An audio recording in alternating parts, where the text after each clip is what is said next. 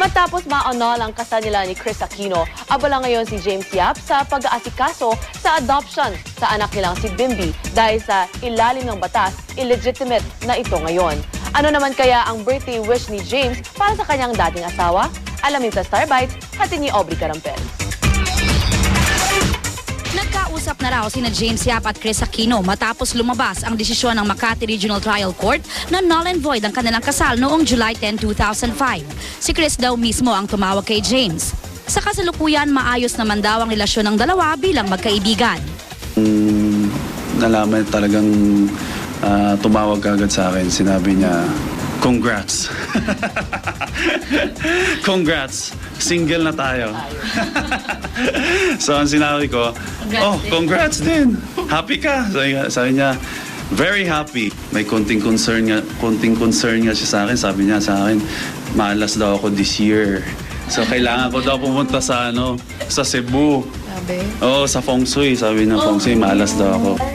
Pero dahil ang naging basihan ng Declaration of Nullity ng kasal ni Chris at James ay ang Article 35 Paragraph 2 ng Family Code o lack of authority ng solemnizing officer na nagkasal sa kanila, lumalabas na illegitimate child na si Bimby. Kaya pinag-uusapan ng magkabilang kampo ang pag-aampo ni James kay Bimby. Posibleng maghain ng dalawa ng hiwalay na petition for adoption.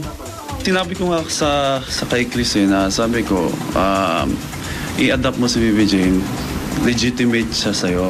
Pagdating sa akin, illegitimate. Baka naman pagdating ng panahon, paglaki ni Baby James, baka tanungin ako, tapos sabihin, bakit hindi mo ako in-adopt?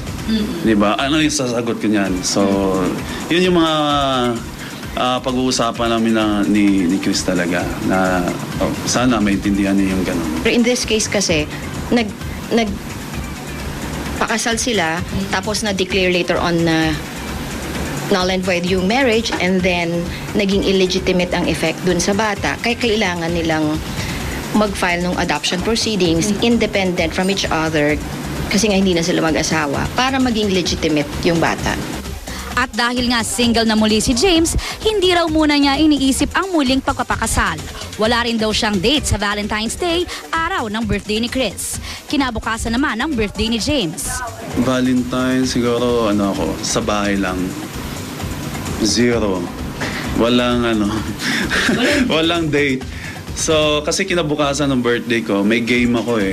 May game ako. So, doon ko i-celebrate yung birthday ko sa basketball court.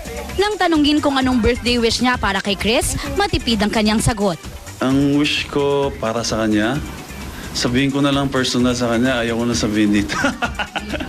Aubrey Carampel, GMA News.